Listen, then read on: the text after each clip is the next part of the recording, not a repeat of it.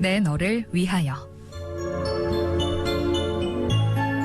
오늘은 광주 서구 풍암 신흥로에 위치한 주안의 교회 강동환 목사님의 말씀으로 함께합니다.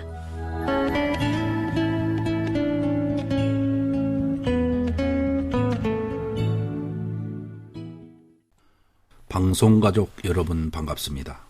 생명줄 복음 전도자 훈련원장 강동환 목사입니다. 2023년 새해가 밝았습니다. 방송가족 여러분에게 새해 베풀어 주시는 하나님의 은혜와 복이 날마다 임하시기를 축복합니다.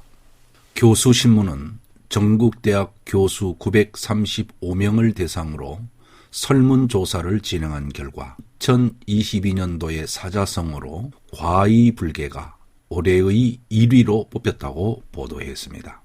과의불개는 잘못하고도 고치지 않는다라는 뜻을 가진 사자성어입니다. 우리나라 지도층 인사들의 정형화된 언행을 이 말이 잘 보여주기 때문이라고 합니다. 잘못을 하면 고쳐야 하는데 도무지 고치려 하지 않고 서로 상대방 탓만 하는 정치권을 향한 쓴소리인 것 같습니다. 여러분, 누군가 저에게 2022년도의 사자성어를 묻는다면 저는 고군분투라는 말을 택하겠습니다. 고군분투는 전쟁터에서 구원병이 없이 고립된 군사가 많은 수의 적군과 맞서 용감하게 잘 싸우고 있다는 뜻을 가진 사자성어입니다. 2019년도에 시작된 코로나19는 3년의 세월이 흐르는 동안 우리 사회 전반에 엄청난 고통을 가져다 주었습니다. 코로나에 전염되어 사경을 헤매다 일어난 분들도 많았고 안타깝게도 목숨을 잃는 분들이 지금도 많이 있습니다. 자영업을 하시는 분들은 지속적인 매출 감소에 직격탄을 맞고 폐업을 택하는 분들이 많았고 회사의 형편이 나빠져서 다니던 직장을 잃고 실직당한 분들도 많았습니다. 우리 기독교와 신자들도 코로나로 인한 상처를 크게 입었습니다.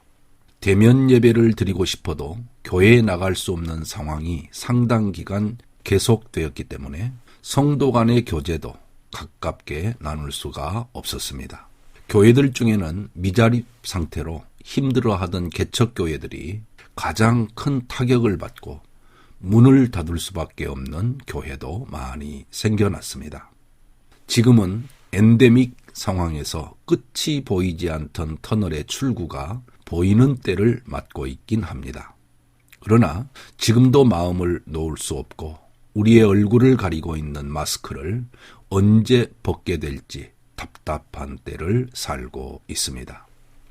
중대형 교회의 신자들도 코로나 전에 대면 예배에 출석했던 분들의 대략 65%만이 대면 예배를 회복하였다는 통계를 보게 되었습니다.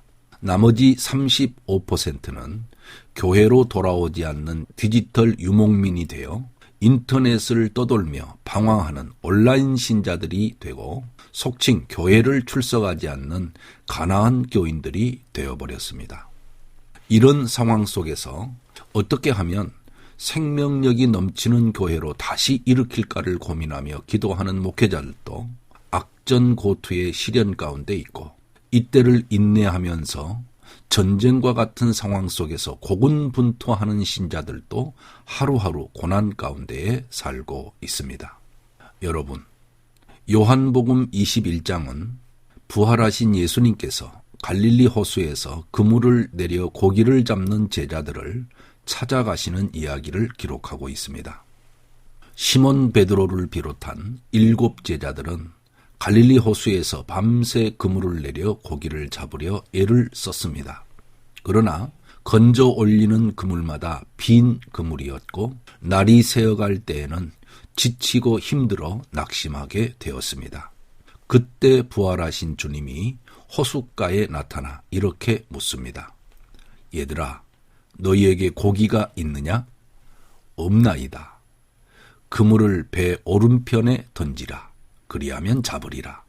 부활하신 주님인 줄 모르는 제자들이 그 말씀에 순종하여 그물을 던졌더니 물고기가 많이 잡혀 그물을 들 수 없게 되었습니다. 나중에 그물을 육지에 끌어올릴 때에도 그물이 찢어지지 않았고 그물에 가득히 찬 큰 물고기들을 세어보니 153마리였습니다. 여러분, 어떻게 이런 일이 일어날 수 있을까요? 밤새 그물을 내렸지만 고기를 잡지 못했던 그 자리에서 주님의 말씀 한마디를 순종하였더니 큰 물고기들이 그물에 가득하게 잡혔습니다. 저는 믿습니다. 본래 물고기들이 그 자리에 모여 숨어 있었던 것이 아니라 주님께서 물고기들을 불러 제자들이 던진 그물 속에 넣어 주셨다고 믿습니다. 여담입니다마는 제가 학생이었을 때 모나미 볼펜으로 글을 쓰며 왜 모나미 볼펜에는 153이라고 쓰여 있을까 궁금한 적이 있었습니다. 나중에 믿음을 가진 후에야 그 의미를 알게 되었습니다.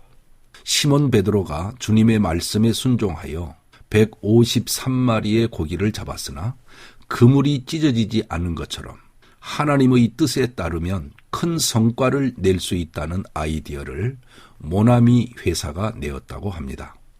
여러분, 새해에는 빈 그물 때문에 낙심할 때 주님이 여러분 곁에 오셔서 그 그물을 채워주시기를 축복합니다. 그렇게 되기를 원한다면 주님께서 말씀을 주실 때에 그 말씀에 순종하십시오. 주께서 어떤 말씀을 언제 주실지 저는 모릅니다. 그러나 여러분의 심령이 주께서 다른 사람이 아닌 내게 말씀하셨다고 깨달아질 때 그 말씀을 듣기만 하지 말고 순종하시기 바랍니다.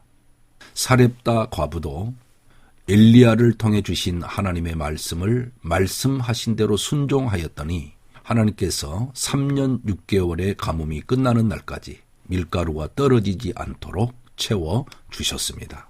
하나님께서 다양한 방법으로 여러분의 순종의 그릇을 채워주시고 그물을 채워 주실 것입니다.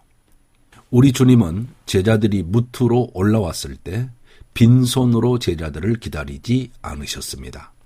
육지에 올라보니 숯불이 있는데 그 위에 생선이 놓였고 떡도 있더라. 예수께서 이르시되 와서 조반을 먹으라.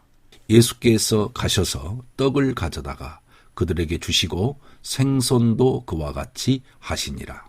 여러분, 주님의 따뜻한 마음이 느껴지지 않으십니까? 새벽이 되어 춥고 배고프며 밤새 그물을 내리느라 힘들어 지친 제자들을 위하여 주님은 숯불을 피우시고 조반을 준비하셨습니다.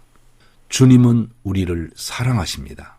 우리를 사랑하시기 때문에 우리의 고통을 헤아리시고 위로하시며 돌보아 주십니다. 전쟁터와 같은 세상에서 고군분투하는 하나님의 자녀 한 사람 한 사람을 결코 모른 채 하지 않으시며 외면하시지 않습니다. 오늘 우리에게 무엇이 필요한지 주님이 가장 잘 아십니다. 주님은 우리를 어떤 상황 속에서도 돌보실 수 있는 능력이 있고 사랑이 넘치십니다.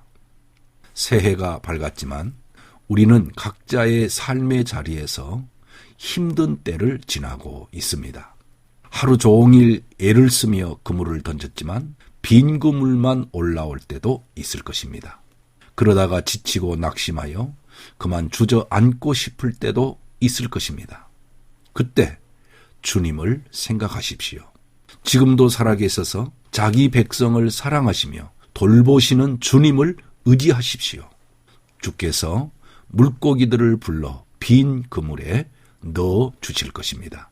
춥고 배고플 때 숯불을 일구어 놓으시고 떡과 생선으로 먹여 주실 것입니다. 여러분, 힘내십시오.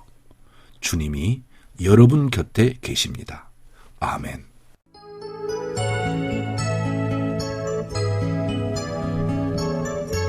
내 너를 위하여 지금까지 광주 서구 풍암신흥로에 위치한 주안의 교회 강동환 목사님의 말씀으로 함께 하셨습니다.